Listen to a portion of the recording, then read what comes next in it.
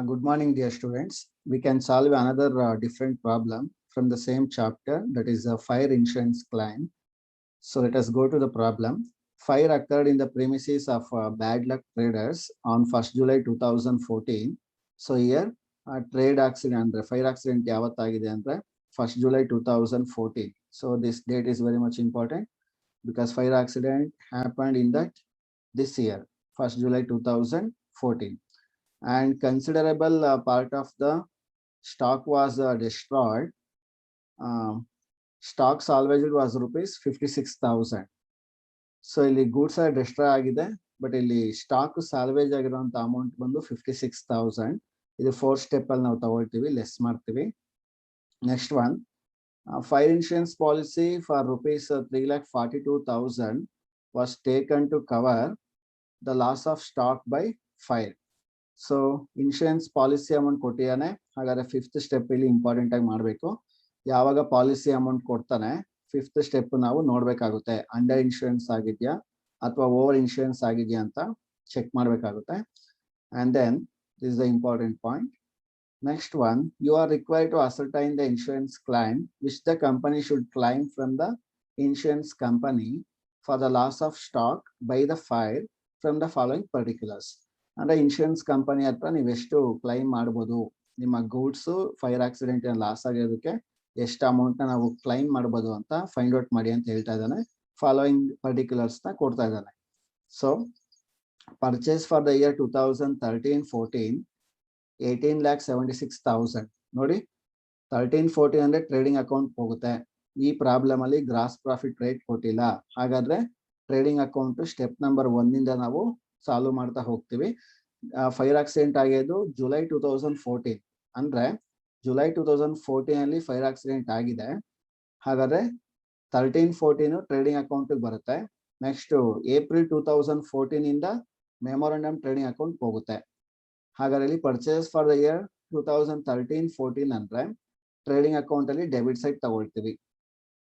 Next sales for the year 2013-14 23,20,000. ಇದು ಅಷ್ಟೇ trading account credit side ತಗೊಳ್ತೀವಿ. Next item, purchase from 1st April 2014 to the date of fire. ನೋಡಿ rupees 3,64,000 to the date of fire ಅಂತ ಕೊಟ್ಟಿದ್ದಾನೆ. ಇದೇನಾಗುತ್ತೆ, memorandum trading account ಅಲ್ಲಿ debit side ತಗೊಳ್ತೀವಿ. Up to the date of fire ಏನ್ ಕೊಡ್ತಾನೆ ಅದು ಮೆಮೊರಂಡಮ್ ಟ್ರೇಡಿಂಗ್ ಅಕೌಂಟ್ ಹೋಗುತ್ತೆ. Next sales from 1st April 2014 to the date of fire rupees 4,80,000.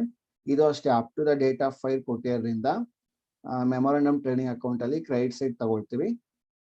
Next stock on 1st April 2013 rupees 2,88,000. So opening stock ಆಗುತ್ತೆ, trading account debit side ತಗೊಳ್ತೀವಿ. ಇಲ್ಲಿ ಯಾಕೆ star mark ಹಾಕಿದೀನಿ ಅಂತ ಇದಕ್ಕೆ ಅಡ್ಜಸ್ಟ್ಮೆಂಟ್ ಇದೆ. Next one, stock on 31st March 2014 rupees 4,84,000. ಇದು closing stock ಆಗುತ್ತೆ, trading account credit side ತಗೊಳ್ಬೇಕು. ಇದಕ್ಕೂ ಕೂಡ ಅಡ್ಜಸ್ಟ್ಮೆಂಟ್ ಕೊಟ್ಟಿದ್ದಾನೆ ಪ್ರಾಬ್ಲಮ್ ಅಲ್ಲಿ. ನೆಕ್ಸ್ಟ್ ನೋಡೋಣ. Later wages paid during 2013-14 rupees 2 lakh. ನೋಡಿ wages in the year 2013-14 2 lakh rupees ಕೊಟ್ಟಿದ್ದಾನೆ. ಹಾಗಾದ್ರೆ ಇದನ್ನ ಟ್ರೇಡಿಂಗ್ ಅಕೌಂಟ್ ಅಲ್ಲಿ ಡೆಬಿಟ್ ಸೈಡ್ ತಗೊಳ್ತೀವಿ. 13-14 ಅಂತ ಕೊಟ್ಟಿರೋದ್ರಿಂದ 2013-14 ಅಂತ ಯಾವ್ದು ಬರುತ್ತೋ ಅದೆಲ್ಲ ಟ್ರೇಡಿಂಗ್ ಅಕೌಂಟ್ಗೆ ಹೋಗುತ್ತೆ. ಸೊ ಡೆಬಿಟ್ ಸೈಡ್ ತಗೊಳ್ತೀವಿ.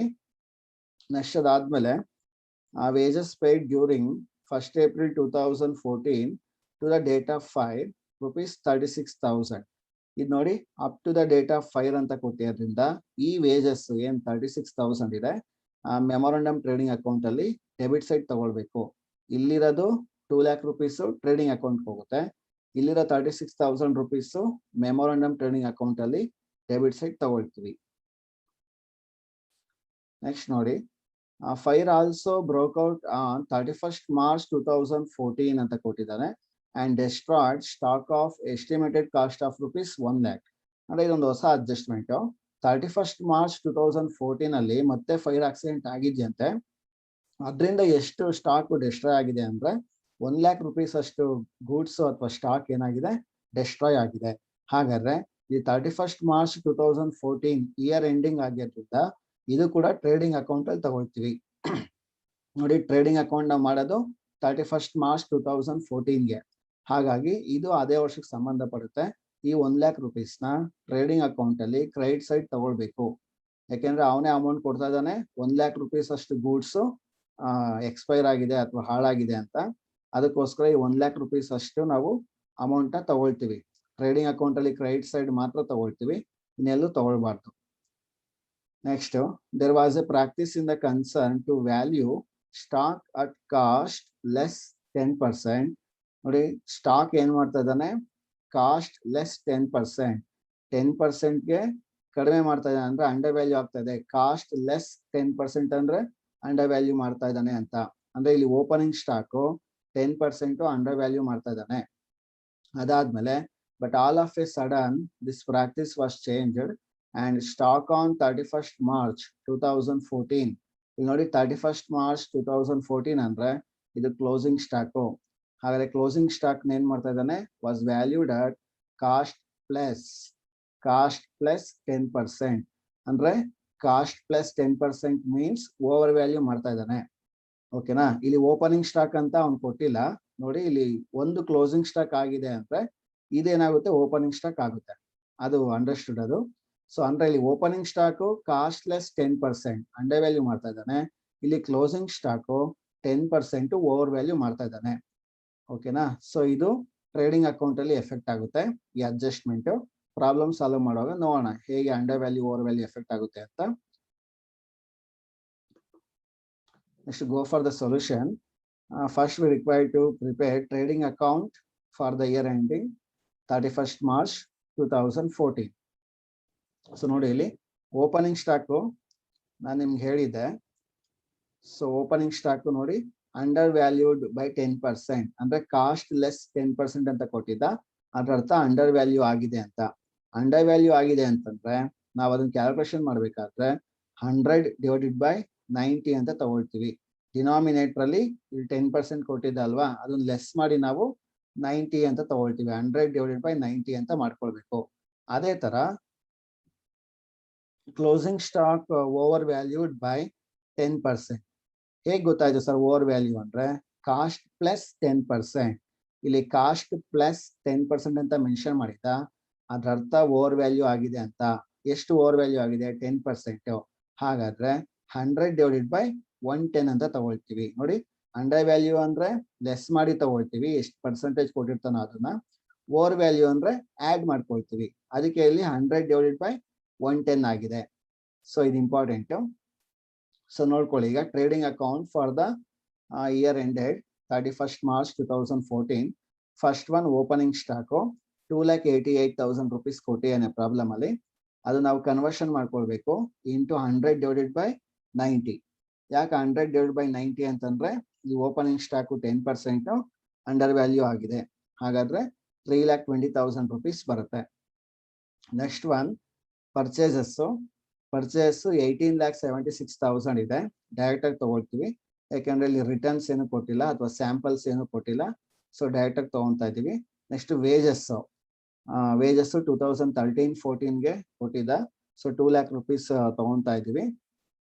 ಅದಾದ್ಮೇಲೆ ಸೇಲ್ಸ್ ಕೊಟ್ಟಿದ್ದಾನೆ 23,20,000. ಸೊ ಕ್ರೆಡಿಟ್ ಸೈಡ್ ಸೇಲ್ಸ್ ತಗೊಂಡ್ವಿ. ನೆಕ್ಸ್ಟ್ ಒನ್ ಕ್ಲೋಸಿಂಗ್ ಸ್ಟಾಕ್, ಇಲ್ಲಿ ಇಂಪಾರ್ಟೆಂಟ್ ನೋಡಿ. ಕ್ಲೋಸಿಂಗ್ ಸ್ಟಾಕ್ 4,84,000 ಕೊಟ್ಟಿದ್ದ ಅಲ್ವಾ, ಇಲ್ಲಿ ಓವರ್ ವ್ಯಾಲ್ಯೂ ಆಗಿದೆ 10%. ಅದಕ್ಕೆ ಏನ್ ಮಾಡ್ತಾ ಇದೀವಿ, 4,84,000 ಇಂಟು 100 ಡಿವೈಡೆಡ್ ಬೈ 110 ಅಂತ ತಗೊಳ್ತಾ ಇದ್ದೀವಿ. ಹಾಗಾದ್ರೆ 4,84,000 into 100 divided by 110. Closing stock over value ಆಗಿದೆ, ಅದಕ್ಕೆ 100 ಡಿವೈಡೆಡ್ ಬೈ 110 ಅಂತ ತಗೊಳ್ತಾ ಇದೀವಿ. ಸೊ ಅಮೌಂಟ್ ಬಂದು 4,40,000 ಬರುತ್ತೆ. ಸೊ ನೆಕ್ಸ್ಟ್ ಐಟಮ್, ಒಂದೇ ಒಂದು ಎಕ್ಸ್ಟ್ರಾ ಅಡ್ಜಸ್ಟ್ಮೆಂಟ್ ಕೊಟ್ಟಿದ್ದ. ಮತ್ತೆ 31st March 2014 ಅಲ್ಲಿ ಫೈರ್ ಆಕ್ಸಿಡೆಂಟ್ ಆಗಿ 1 lakh rupees ಅಷ್ಟು ಗೂಡ್ಸ್ ಹಾಳಾಗಿದೆ ಅಂತ. ಅದು ನೋಡಿ ಟ್ರೇಡಿಂಗ್ ಅಕೌಂಟ್ ಅಲ್ಲಿ ಕ್ರೆಡಿಟ್ ಸೈಡ್ ತಗೊಳ್ತೀವಿ. ಟ್ರೇಡಿಂಗ್ ಅಕೌಂಟ್ ಅಲ್ಲಿ ಕ್ರೆಡಿಟ್ ಸೈಡ್ ತಗೊಳ್ತೀವಿ.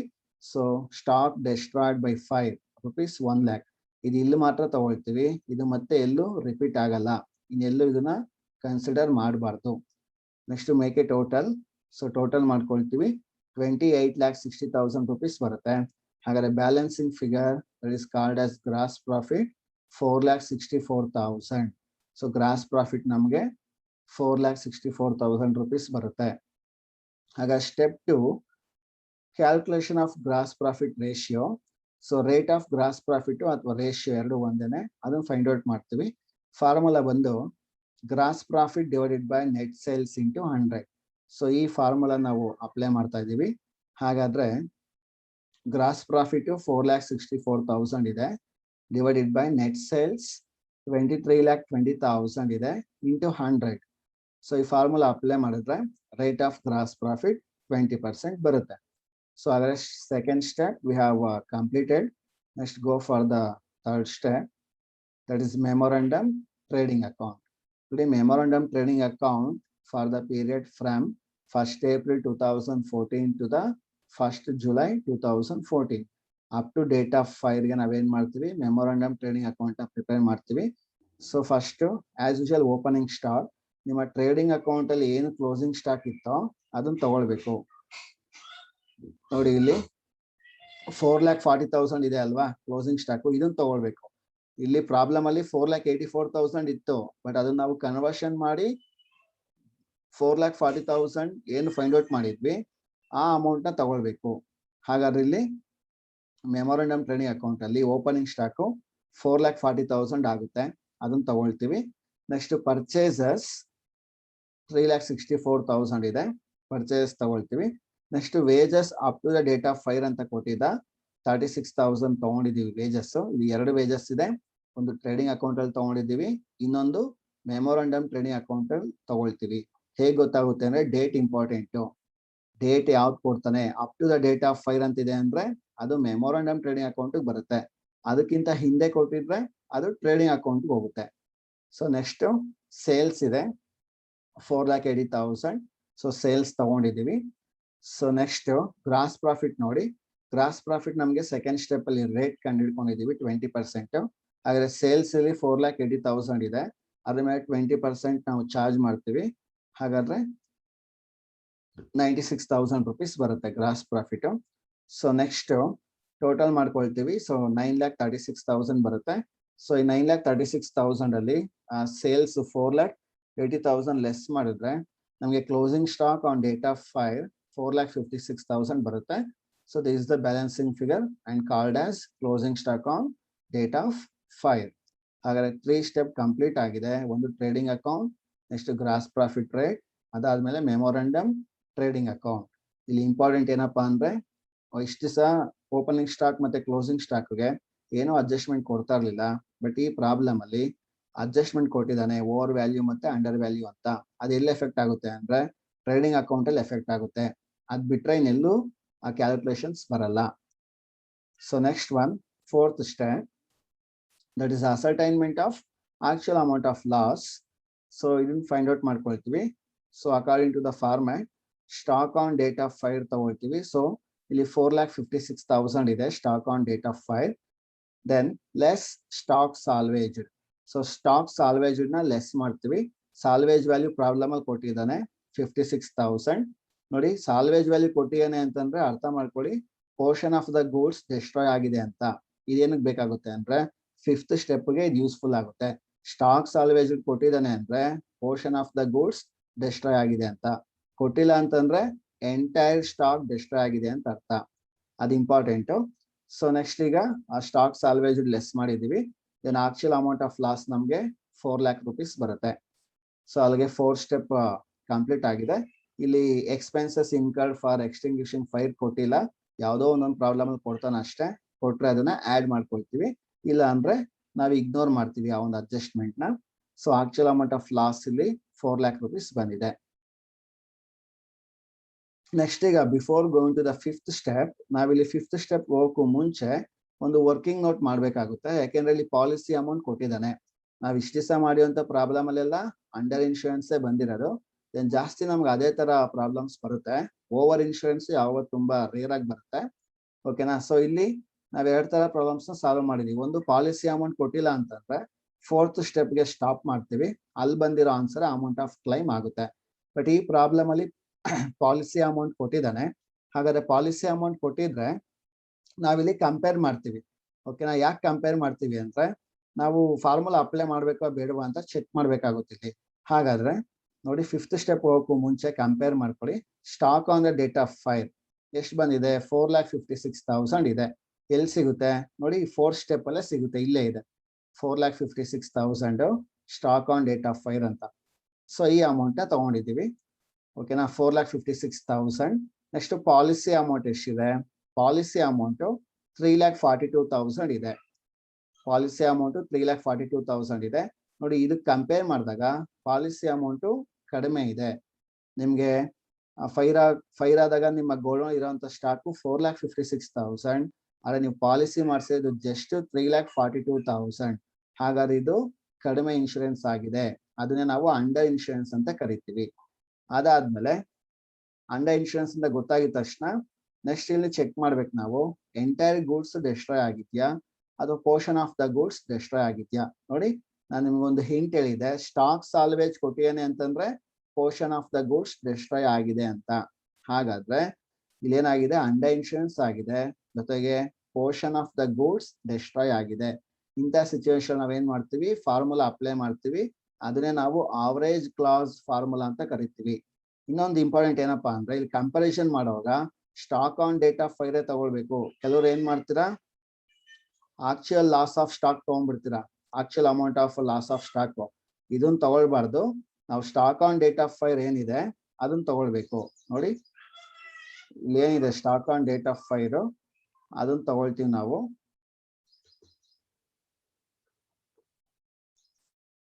So stock on date of fire 4,56,000 ಇದೆ.